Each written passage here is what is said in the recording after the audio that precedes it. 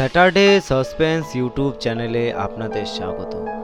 প্রতি সপ্তাহে আমাদের গল্প শুনতে আমাদের চ্যানেলটিকে সাবস্ক্রাইব করুন এবং নোটিফিকেশন বেল আইকনটি প্রেস করুন। আমরা কখনো অন্ধবিশ্বাসকে প্রশ্রয় দেই না। গল্পের লেখক ভৌতিক আবহ তৈরির জন্য এসব লিখে থাকেন, তাতে পাঠকেরা আনন্দ উপভোগ করেন।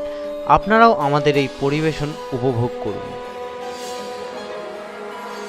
আজকে আপনারা শুনবেন অভিজ্ঞান রায়চৌধুরীর প্রতিশোধ। আজকের গল্পটি আমরা পত্রভারতী প্রকাশিত অভিজ্ঞান রায়চৌধুরীর ভৌতিক অলৌকিক বই থেকে নিয়েছি। আজকের গল্পের সূত্রধর সৌগত সরকার, গল্পের পাঠক আমি আকাশ, অন্যান্য চরিত্রে আমি এবং সঙ্গী সৌগত। মানুষের জীবনে এমন অনেক ব্যথা লুকিয়ে থাকে যা প্রকাশ করা যায় না। পরবর্তীতে সেই যন্ত্রণা প্রতিশোধে পরিণত হয়। মৃত্যুর পরেও সেই যন্ত্রণা হয়তো থেকেই যায়। ভেতরের যন্ত্রণা শুধু কি বেঁচে থেকেই প্রকাশ করা যায়, নাকি মৃত্যুর পরেও? তবে শুরু করা যাক অভিজ্ঞান রায়চৌধুরীর প্রতিশোধ।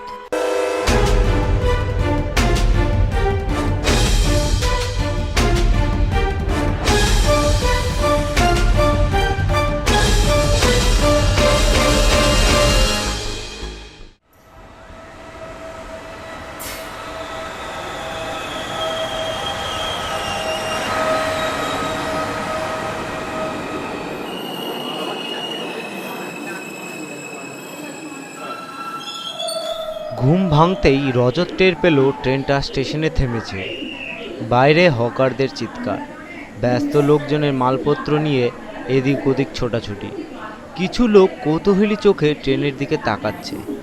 এসি ফার্স্ট ক্লাসের জানালার কাছে নাক ঠেকিয়ে ভেতরে কে আছে দেখার চেষ্টা করছে।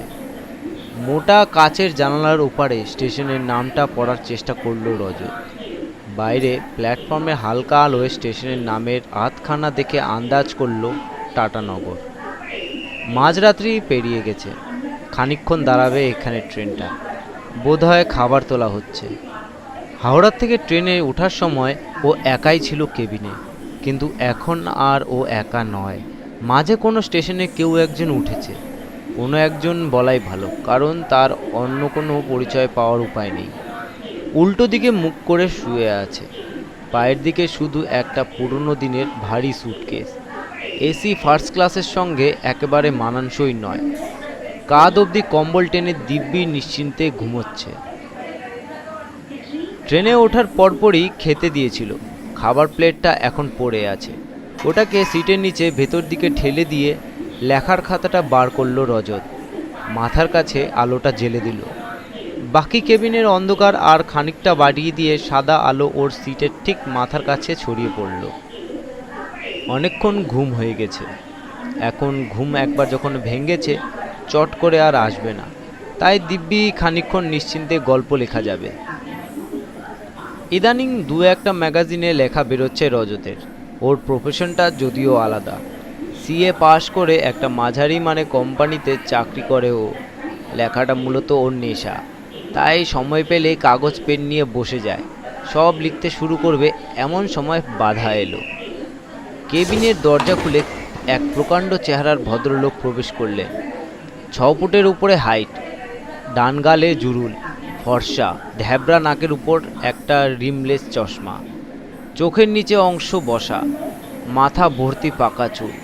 বয়স 60-এর কাছাকাছি হবে, বেশিও হতে পারে। অ্যাথলেটিক মেদহীন চেহারা। জামা কাপড় দেখেই বোঝা যায় বেশ অবস্থাপন্ন। ভদ্রলোককে দেখেই খুব চেনা মনে হলো রজতের। কেন ঠিক খেয়াল করতে পারল না।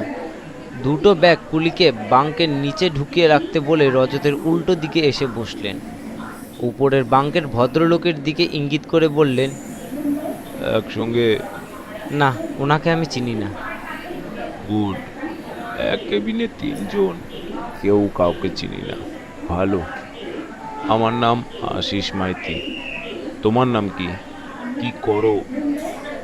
আমি রজত, সবে চার্টার পাস করে চাকরিতে ঢুকেছি। তা অফিসের কাজে? না, এমনি বেরিয়ে পড়লাম।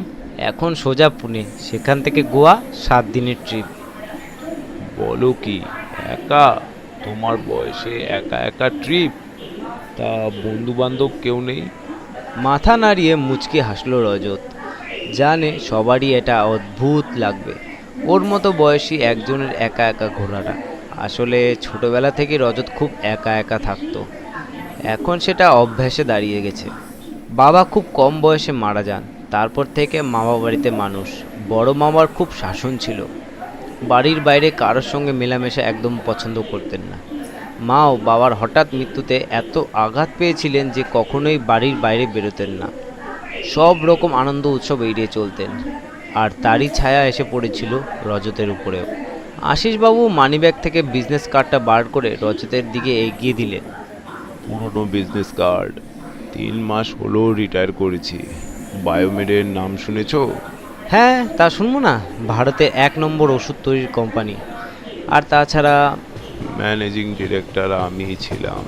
রজতকে কথাটা সম্পূর্ণ করতে না দিয়েই আশিসবাবু বলে উঠলেন, বলে একটু গর্বের হাসি হাসলেন।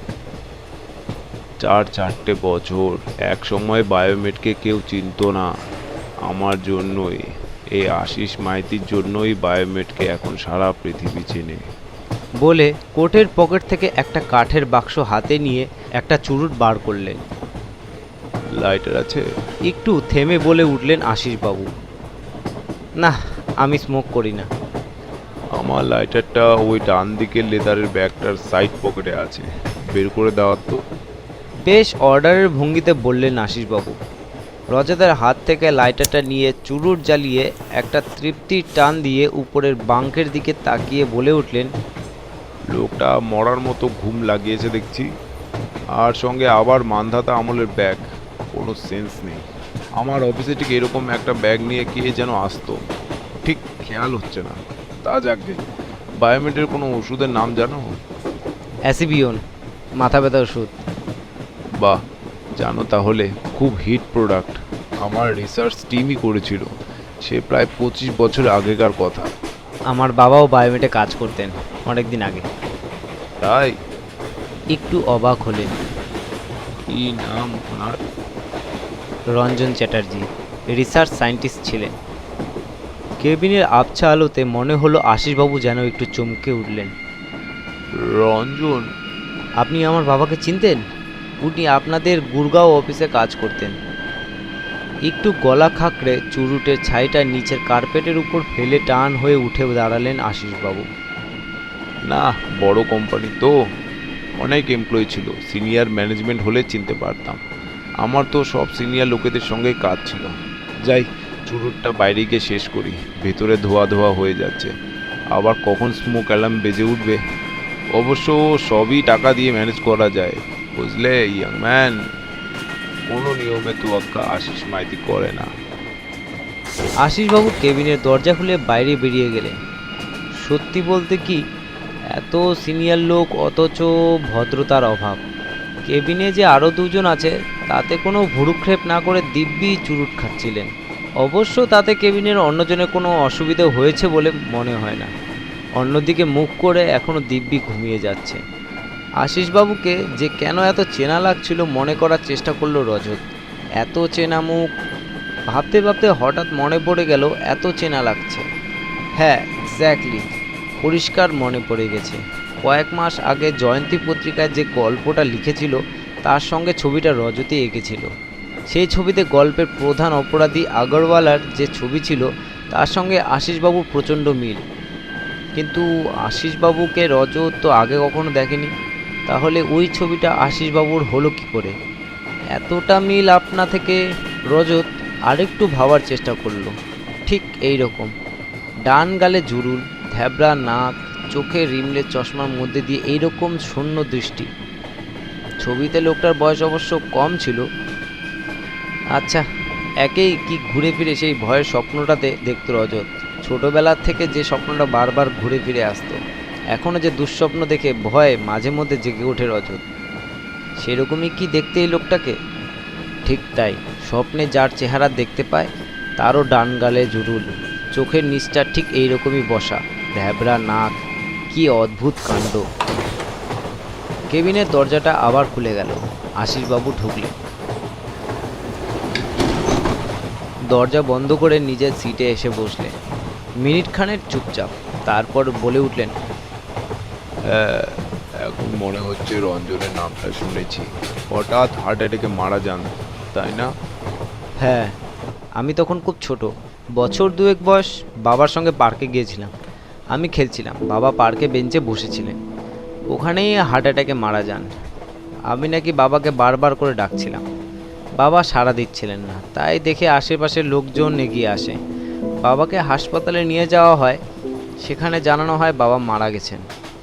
আমার অবশ্য কিছুই মনে নেই। কিছু মনে নেই? কি করে হয়েছিল হঠাৎ করে? বাবা কি সাহায্য চেয়েছিলেন? না, আমার কিছুই মনে নেই, বাবার চেহারাটাও আমার মনে পড়ে না। বাবার সব স্মৃতি হলো এখন বাবার ছবি, তাই তো সবসময় বাবার ছবি রাখি। এই যে, বলে মানি ব্যাগে রাখা ছবিটা তুলে ধরে রজত। দেখি। বলে মানি ব্যাগটা হাতে ধরে খানিকক্ষণ তাকিয়ে রইলেন আশিসবাবু। না, চেহারাটা ঠিক খেয়াল হচ্ছে না। একটু দ্বিধা করে কথাটা বলেই ফেলল রজত। আপনাকে আমার শুরু থেকেই খুব চেনা মনে হচ্ছিল। আমার একটা গল্পে আঁকা একটা ছবি ছিল, সঙ্গে থাকলে দেখাতাম, ছবিটা হুবহু আপনার মতো। সে কি? নড়ে চড়ে বসলেন আশিসবাবু।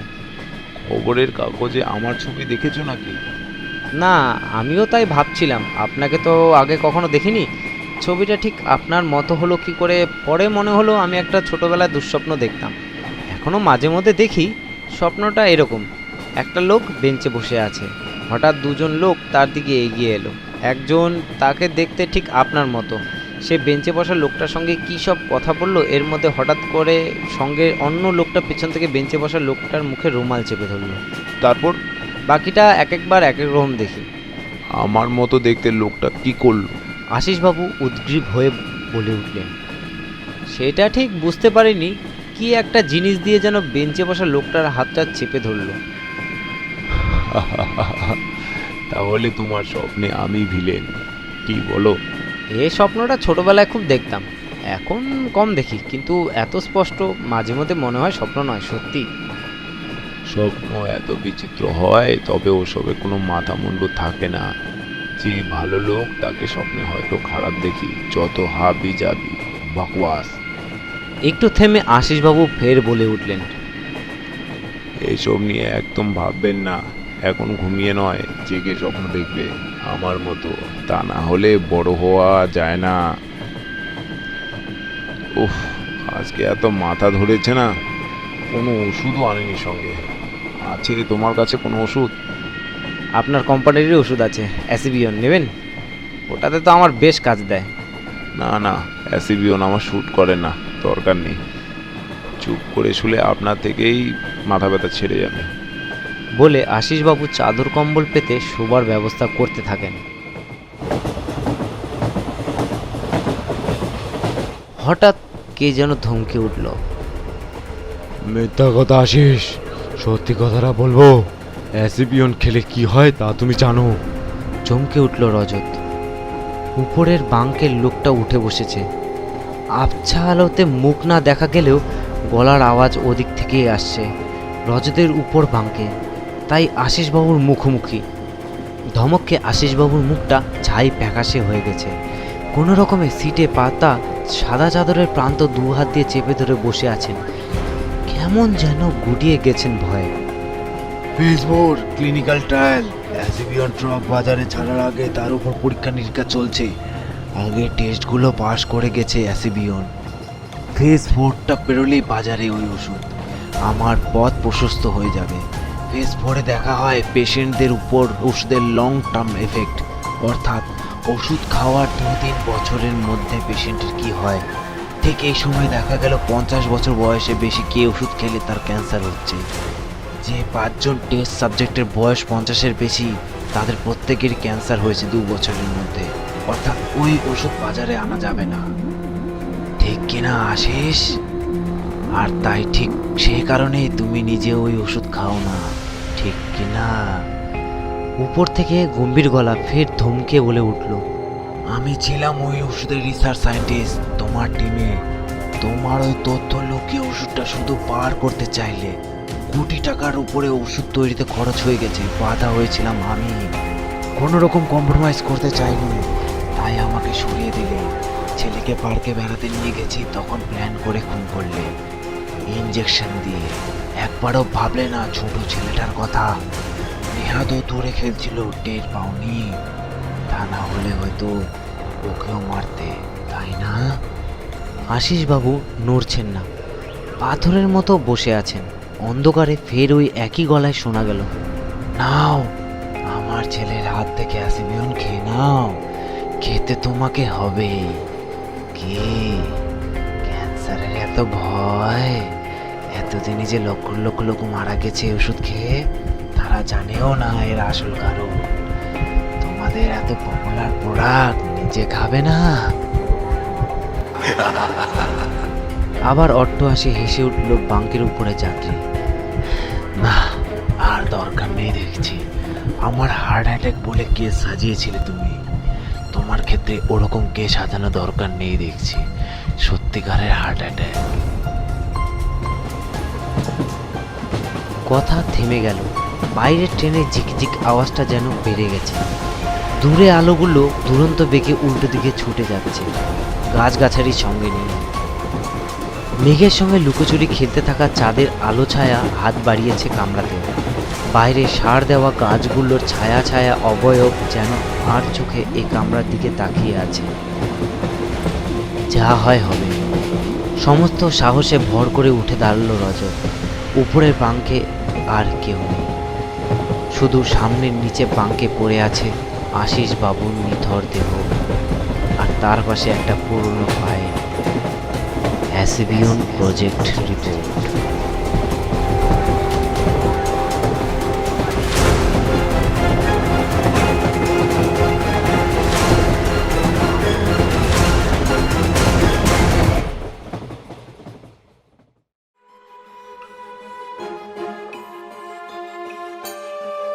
আজকের গল্পের পাঠক আমি আকাশ, অন্যান্য চরিত্রে আমি এবং সঙ্গী সৌগত। আজকে আপনারা শুনলেন অভিজ্ঞান রায়চৌধুরীর প্রতিশোধ। আমাদের স্যাটারডে সাসপেন্স ইউটিউব চ্যানেলটিকে সাবস্ক্রাইব করুন এবং নোটিফিকেশন বেল আইকন প্রেস করুন। পরবর্তী গল্পের নোটিফিকেশন আপনার কাছে পৌঁছে যাবে। সবাই সুস্থ থাকবেন, ভালো থাকবেন।